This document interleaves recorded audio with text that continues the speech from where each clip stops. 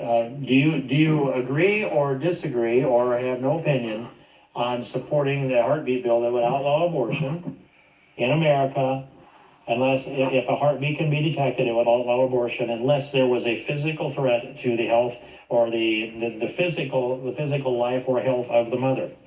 69% of Americans agree with this legislation. That's across the spectrum. It's across the board, Mr. Speaker. That includes Democrats, no party independents, and Republicans. And it includes in it 13% of the people that had no opinion.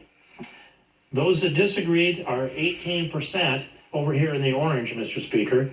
So we're sitting here with 69% of Americans that support legislation that would protect innocent, unborn human life from the moment that a heartbeat can be detected.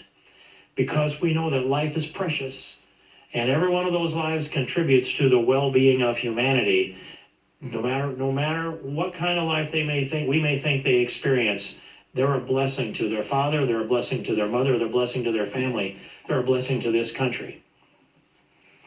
And I would point out, Mr. Speaker, that when you break this down, 69% in favor that support the heartbeat bill, H.R. 490, only 18% oppose, and I think some of them will do that for political reasons, but they'd have a hard time making the argument if they're looking in the eye of someone who has survived an abortion. I've never heard one of the pro-abortion people look at one of the survivors of abortion and say, you should have never been born. No one does that. They don't have the nerve to do so because they know that each one of us contributes to the well-being of society, and each one of us are a gift from God. And his gift to us are the tools that we are born with, and our job is to develop them and utilize them for the well-being of everyone else. Here's the breakdown politically.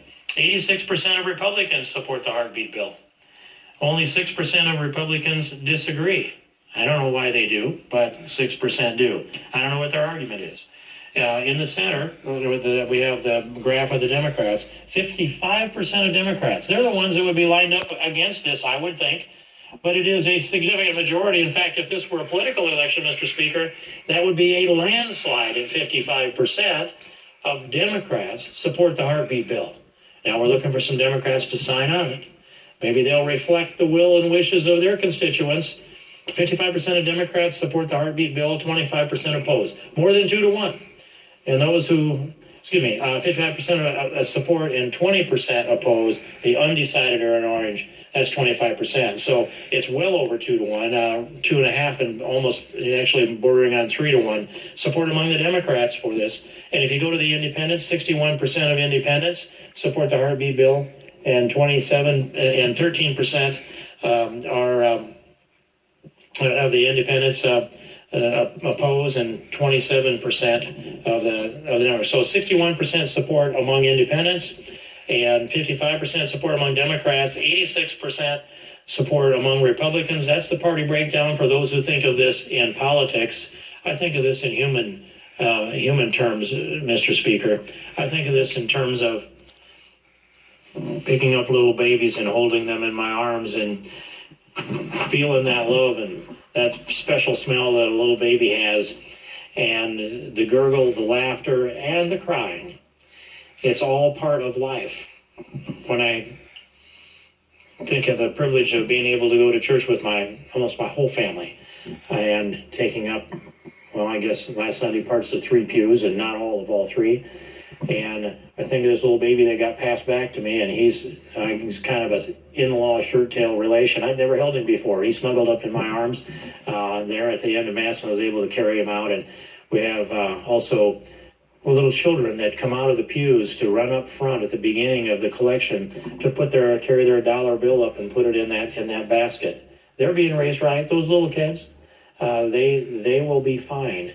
But I see them bubbling out of the pews and pouring down the aisle and lining up there, and sometimes they trip and run into each other and knock each other down and help each other up, and little big brother or sister will go help the little 2-year-old back again. And when you see that joy and you hear that gurgling laughter and you think, 58.5 million babies never had a chance to even do that, never had a chance to learn, to love, to laugh, to play, to fall in love. to have their own children, to feel that joy of family, to experience this life in this wonderful country that we have, all denied them because the Supreme Court came down with a ruling that said, well, stare decisis, the right to privacy, the extended right to privacy, in the emanations and penumbras of the Constitution is a decision that they would support abortion on demand. Well, we know that the court has also left room, and we'll have a new court soon. The court has left room for us to make this argument before the court. And if anyone should stand up and say that we shouldn't move this legislation to save the lives of the next 58.5 million babies because a court might rule it unconstitutional, my challenge back to the court, Mr. Speaker, is it was an erroneous decision in Roe versus Wade. It was erroneous in Eisenstadt. It was erroneous in Griswold.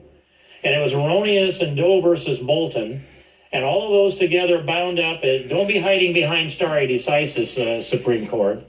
Let's look at this right to life that we have and the right to equal protection under the law that's guaranteed to us in the 14th Amendment and that is extended out to all the states.